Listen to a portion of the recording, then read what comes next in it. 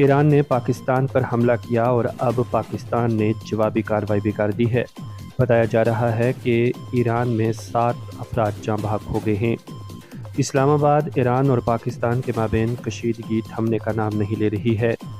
جمعرات کو تہران نے الزام عائد کیا کہ پاکستانی میزائل حملے میں اس کے 7 شہریوں کی ہلاکت ہوئی ہے۔ وہیں بلوچستان میں ایرانی میزائل حملے کے بعد پاکستان نے بدھ کے روز ایران سے اپنے سفیر کو واپس بلا لیا اور اسلام آباد میں تعینات ایرانی سفیر کو ملک سے جانے کا حکم دیا۔ محکمہ خارجہ کی ترجمان ممتاز زہرا بلوچ نے حملے کو غیر قانونی اور بلا جواز قرار دیتے ہوئے کہا کہ پاکستان کو حملے کے خلاف جوابی کارروائی کا حق ہے۔ تفصیلات کے مطابق ایران کے جنوب مشرقی صوبے سیستان اور بلوچستان کے سرحدی گاؤں پر جمعرات کے روز پاکستان کے میزائل حملوں میں 3 خواتین اور 4 بچوں سمیت 7 غیر ایرانی شہریوں کی موت ہو گئی ہے۔ ڈپٹی گورنر علی رضا مرحماتی اور صوبائی قانون نافذ کرنے والے اداروں نے یہ اطلاع دی۔ اس سے قبل پاکستانی وزارت خارجہ نے کہا کہ اس کی فوج نے ایران کے اندر دہشت گردوں کے ٹھکانوں پر متعدد درست حملے کیے ہیں، جن میں متعدد دہشت گرد مارے گئے ہیں۔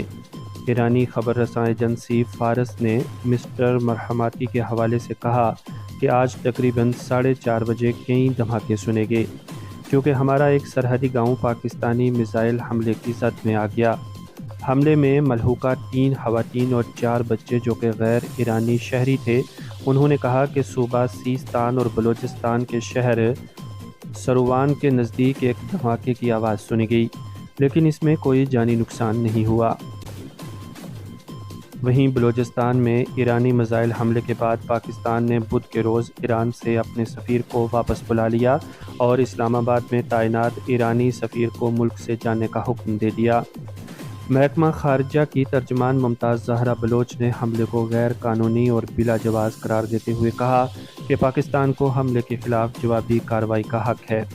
حملے کے بعد جاری ہونے والے دونوں بیانات میں ایران کو اپنے اقدامات کے سنگین نتائج سے خبردار کیا گیا تھا۔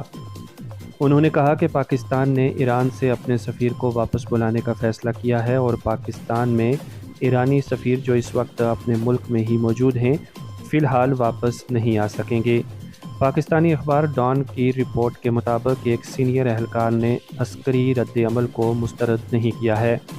پاکستان ایران کے حملوں کو نہ صرف خود مختاری کی خلاف ورزی کے طور پر دیکھتا ہے بلکہ ایک وسیع علاقائی تنازع کے لیے ممکنہ اشتعال کے طور پر بھی دیکھتا ہے، جو موجودہ کشیدہ علاقائی ماحول میں بڑھ سکتا ہے۔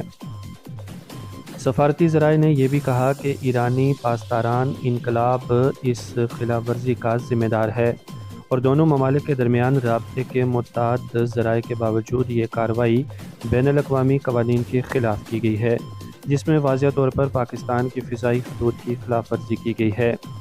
دراصل چین نے پاکستان اور ایران دونوں پر زور دیا کہ وہ تحمل کا مظاہرہ کریں اور خطے میں امن و استحکام کو برقرار رکھنے کے لیے مل کر کام کریں۔